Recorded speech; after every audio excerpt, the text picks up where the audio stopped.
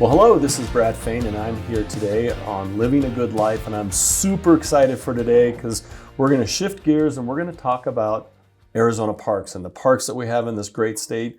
And I have with me Neil Large, who is the digital director of Digital marketing coordinator. Digital marketing coordinator for the Arizona State Trails and Parks. So what a cool job, what a cool agency to work for. And so we're here to talk about Arizona and our parks and what's there for people to go out and explore and get outside and how it kind of all connects to living a good life and just enjoying where we are and what the state has to offer. So why don't you tell us a little bit about yourself and how you landed in this job of digital marketing? Okay, well, first of all, thanks for having me. You know, it was an awesome drive from my North Phoenix home office today. It's just a beautiful day out here in Prescott Valley, and I kind of landed in digital marketing. I went back to college late in life, and because I was working construction, installing air conditioning, and it got to the point where my wife and we started having kids, and I'm like, well, you know what?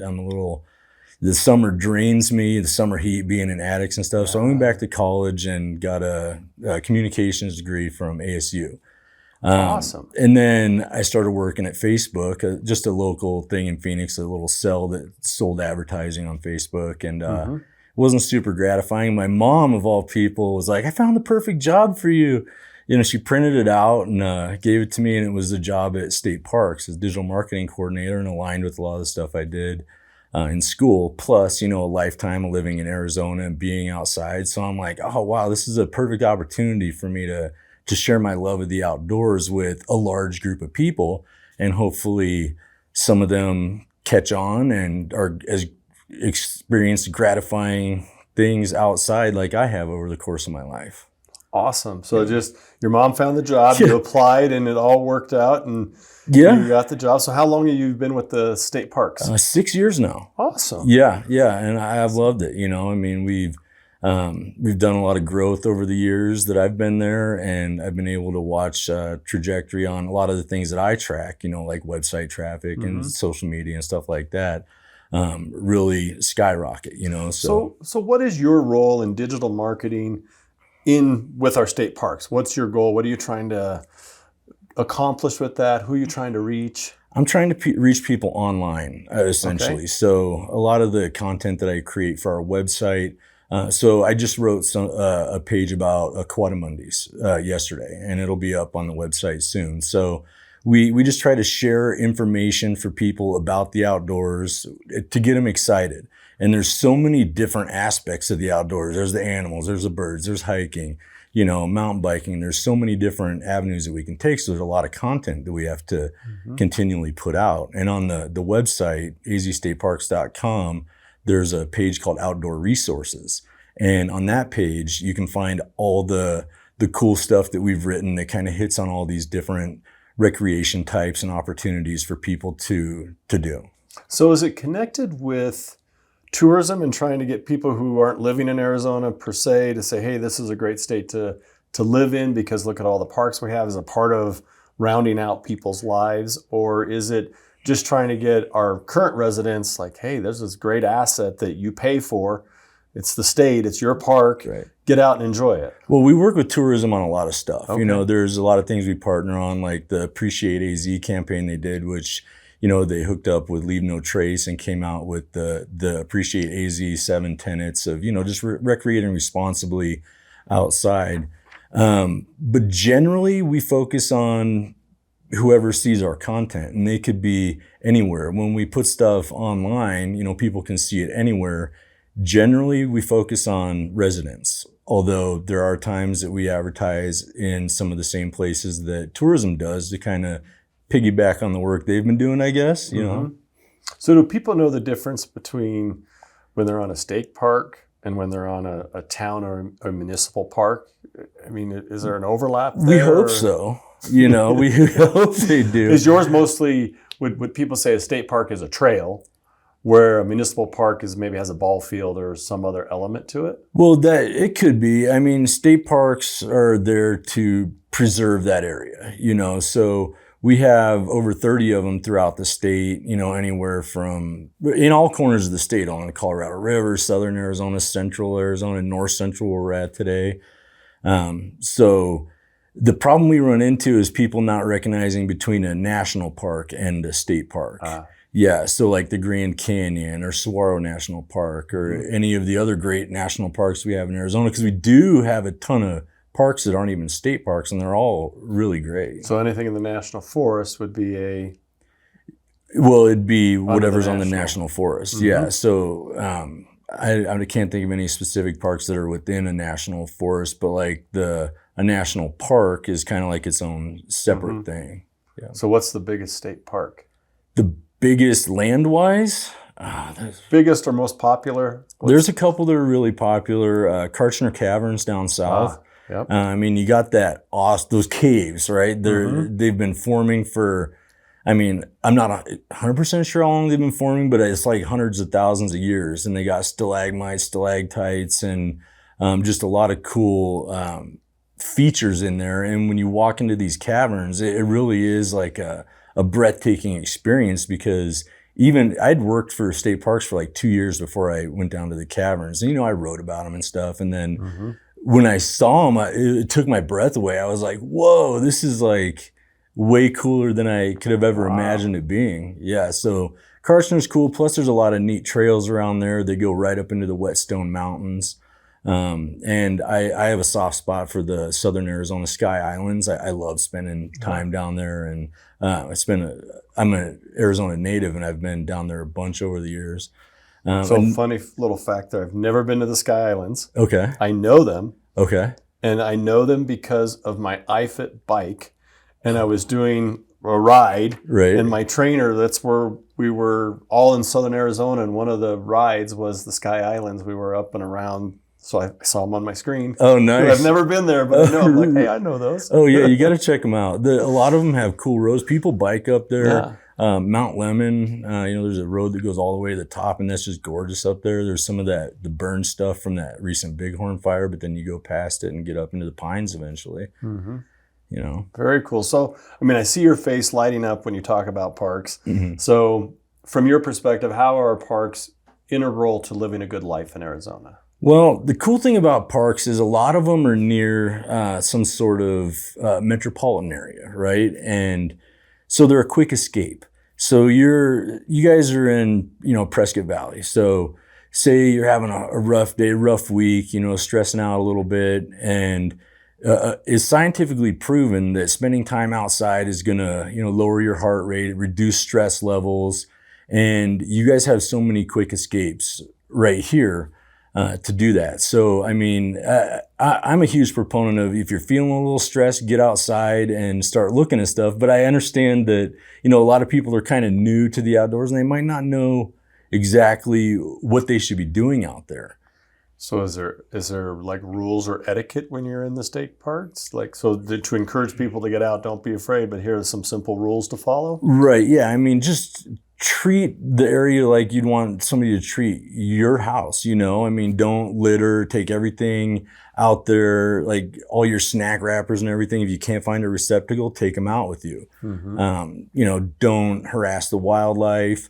And, huge thing. So recently I was talking to people at Lyman Lake. They have a bunch of petroglyphs out there, and somebody had scratched out a bunch of them. And these things have been there. Like, people drew on those rocks like a long time ago. So, I mean, we're out there trying to preserve this stuff, and they scratched initials on it. And that's too bad. It's a bummer, because, I mean, it's really cool artwork, and it's a really cool piece of Arizona history that, somebody defaces like that. And sometimes they can be fixed, and sometimes they can't.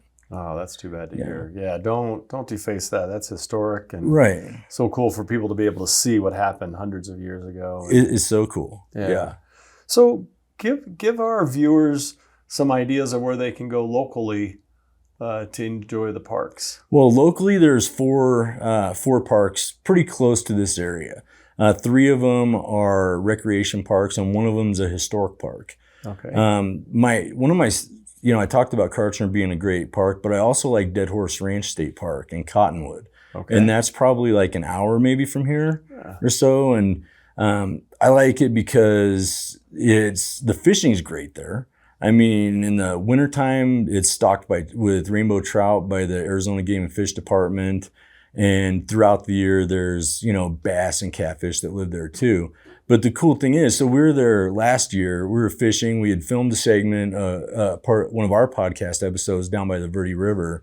And then we took our guest up to do some trout fishing and caught a couple little trout. It wasn't a super great day, but we saw an eagle catch a trout, which is freaking awesome when it just kind of adds on to the whole experience. You're out there fishing, talking, having a great time. Oh, look at that eagle. And then bam, Wow. Yeah. So that was really cool. Yeah. Very cool. Mm-hmm. Anything over here near Prescott Valley and Prescott for a park that no, not this close, to Prescott Valley. Everything that we have is about an hour away. So there's Dead Horse, and it has a really cool trail that goes all the way from Dead Horse Ranch to Red Rock State Park in Sedona. Yeah, it's a 13-mile trail. Okay. And, you mentioned mountain biking. That might be a nice place to try out, maybe park at one end and on both ends and then ride through, or some people go all the way through and back.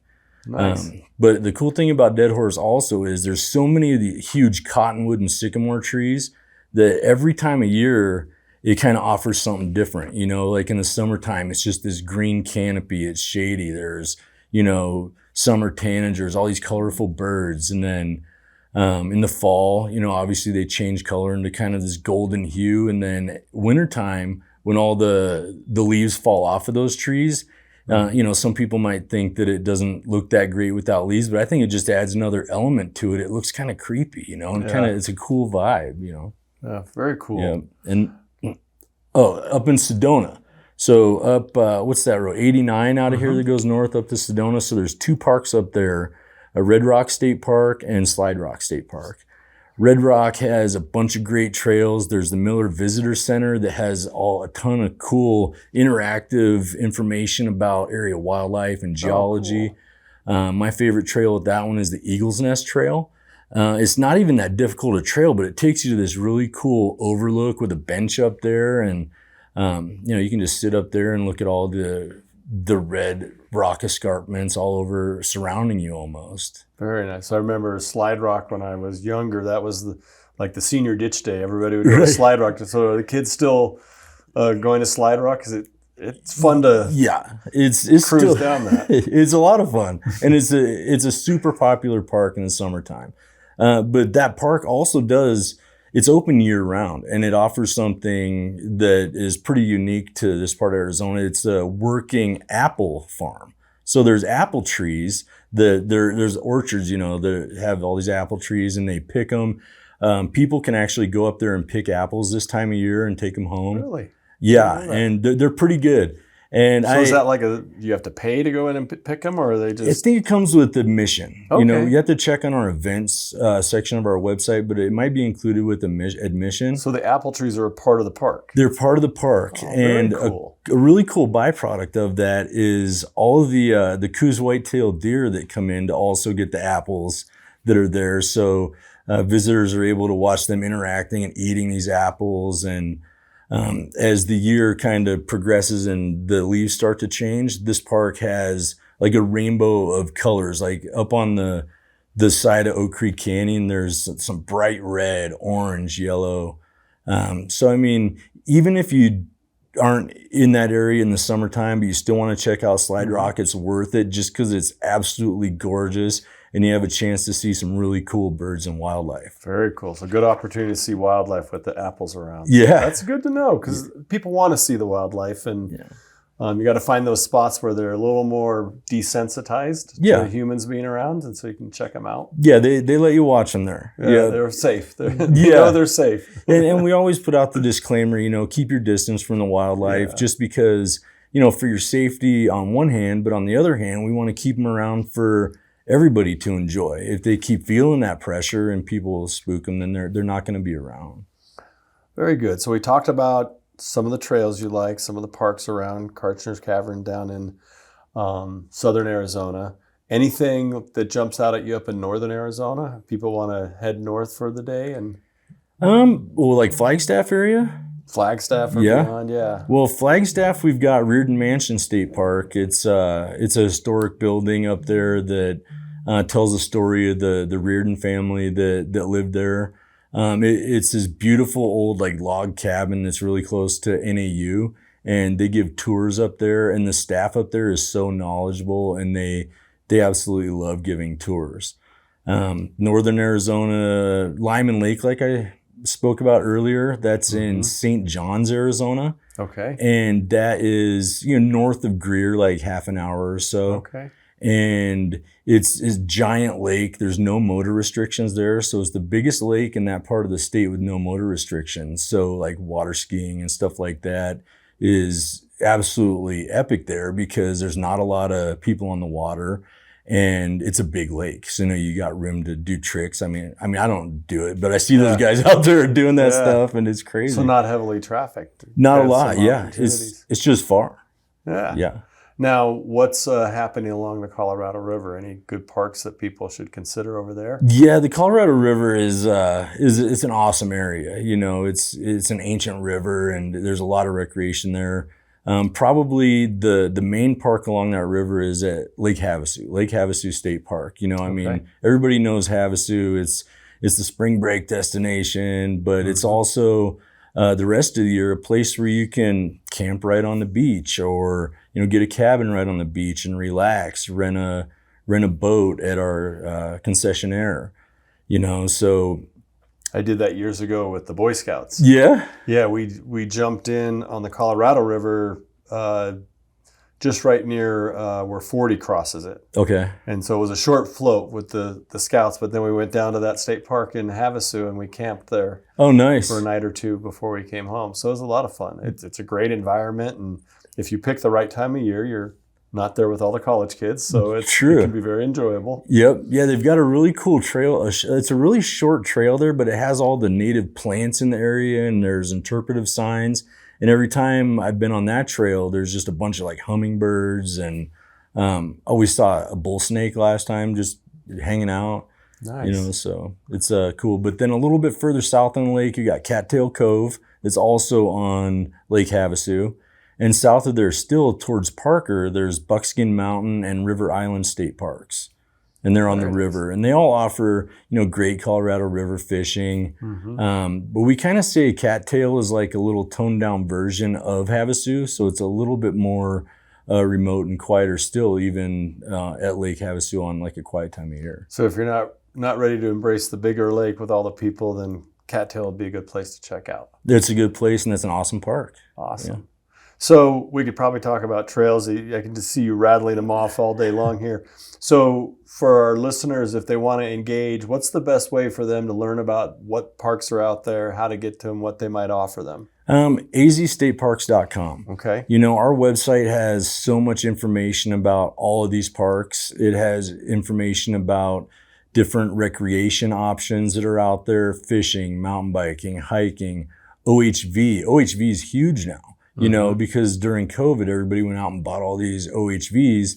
So we've had to work with other land managers throughout the state to help dissipate the OHV traffic. So on the website, if there's any listeners that are into OHV at azstateparks.com/where to ride, there's tons of trails outlined there in all different corners of the state that people can check out to maybe try something new. And there's some information about each of them there. So that's a great question I have from that with all the different types of users. So I just like to hike. You got hikers, then you got the mountain bikers, then you got the OHV riders out there. How do you as a park system kind of give them all a space and manage all that so they're not tripping over each other and creating bad situations? It's through education. First of all, we want everybody to get along when they're enjoying the outdoors, because you're not out there to create a stressful situation. You're out there to get away from the stressful situation. So we hope that if people do get into some sort of altercation on the trail, they can just let it slide and go on their way. There are things online like azstateparks.com/hiking safety outlines who has the right of way and things of that nature. But generally we just try to help everybody focus on what they're doing, their outdoor recreation, their experience, And hopefully if there's a situation where an altercation arises, they can either walk away from it or maybe let a park ranger know. So the website has information on the trails, the different types of trails that are out there. Also, I heard you say safety in there. So some safety tips, what you need to take when you're going to venture out, like water. Right, yeah. And other kind of safety. Always take more than enough water. Even when it's not hot outside, people don't seem to realize you get all caught up in whatever you're doing out there. And then sometimes you forget to drink. Oh man, my mouth's a little dry. I should probably drink something. Well, if it's gotten to that point, well, maybe you should have thought about it sooner. Exactly. Yeah. But are there any apps or other tools that people can engage in with the park system? We don't have an app, but we have social media channels on all of them. You know, it's Facebook, AZ State Parks. Yeah. Facebook, Instagram, X now. It was Twitter. Yeah. Yeah. We'll keep up with that one. Right. Yeah. So we also send out a newsletter monthly to a huge email list, and that has a lot of the current information, and you can sign up for that subscribe on our website. Yeah, you can sign up right on our website. Yeah, very good. Sign up and then you'll get the latest and greatest with the parks. Yep, latest and greatest. It comes out at the end of each month. I usually write it 3 weeks into the month, and it comes out the last week of the month. Yeah. Well, is there anything new and exciting coming up in our parks and trail system that you can share with our listeners? I don't think there's anything exciting and new coming up. I do think that there's a lot of good events coming up, and on our website there's an events section that people can check out, and there's I know during the wintertime there's a lot of bird walks, you know, so there's a naturalist or park ranger that's going to take people on bird walks, help identify birds, but they also explain to you how to find them, how to identify them from their calls and things of that nature. That apple picking and Fall Fest up at Slide Rock, that's a huge event that I think everybody should experience, because I mean up there that time of year, I think it's in end of October maybe. So that one's coming up. Yeah, that one's coming up, and that's a fun one. Maybe a quick day trip for people from this area to shoot up there and maybe do that. Maybe grab lunch in Sedona or something. Oh, I forgot to talk about Jerome State Park. I was going to talk about a historic park that was nearby, and it's Jerome. The copper mining history is super rich over there, right? And one thing I love about this park is, you know, you drive up that hill up into Jerome, and you park in the parking lot right outside the Douglas Mansion, which houses the museum part of the park. It's just this expansive view of the Verde Valley, and it's really the magnitude of that view is awesome before you even get into the park itself. But when you're in there, there's a lot of cool stuff that kind of tell you about the tough and crazy history of that time in that area. And there's also interactive displays. Probably my favorite room there is the mineral room, because there's a black light that you push this button and all these minerals glow fluorescent colors. And they got a couple dead scorpions in there too, just kind of show you how they glow too. Yeah. But it's crazy that all these minerals, I'm not a geologist or anything, I just think they're super cool. These minerals, they glow pink and orange and yellow, and they just naturally occur like that out in the wild, and you can find them with a black light. So those are on display there too. And all that comes right out of the mountains in Jerome. Right out of the mountains. And there's this model of the town. It's a 3D model, and the mines that go underneath it. And if you haven't seen it, you have no idea how expansive these things are underneath that town. Yeah. All the tunnels. All the tunnels is crazy. Yeah. Yeah, I think people that have moved here recently, they don't realize that Jerome was a bustling community back in the day. And they were mining for the ore, and it was a big town, busy. Super busy. And now it's just kind of a sleepy, cool tourist town, kind of artsy. Oh yeah, it's super fun. But it'd be great. You go up there to see the museum, great places to eat there as well, so you can make a day trip out of it. Yep, that's a great day trip. Oh, that's cool. Well, thank you so much. We really appreciate you coming and sharing with us about the park systems. And I believe it's a part of living a good life. I like to get out in nature and walk, and I usually hike every weekend. So good. I appreciate you coming up and sharing your story with us. Yeah, no problem. Thanks for having me. I had a lot of fun today, and hopefully I see your listeners on the trail. Great. Thanks, Neil. I really appreciate it. Yep. This is Brad Fain. Thank you for tuning in to Living a Good Life, and our guest, Neil Large.